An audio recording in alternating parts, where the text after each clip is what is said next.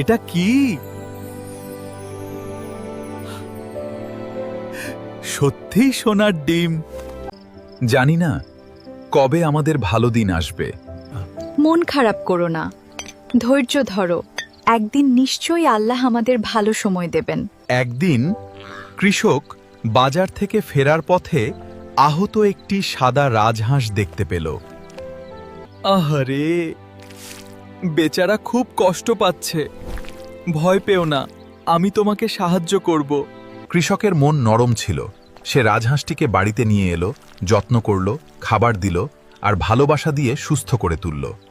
তুমি খুব ভালো কাজ করেছো, আল্লাহ নিশ্চয়ই এর প্রতিদান দেবেন।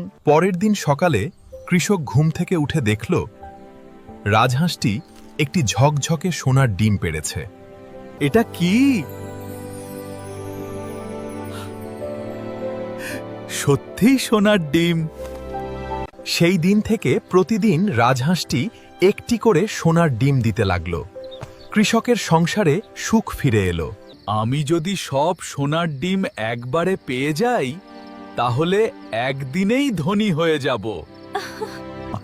লোভ করো না, আমরা যা পাচ্ছি তাতেই সুখে থাকতে পারি। লোভে পড়ে কৃষক আর অপেক্ষা করতে পারল না। না, এখানে তো কিছুই নেই। আমি কি করে ফেললাম? আমার লোভই সব শেষ করে দিল। যদি আমি ধৈর্য ধরতাম। লোভ মানুষকে অন্ধ করে দেয়।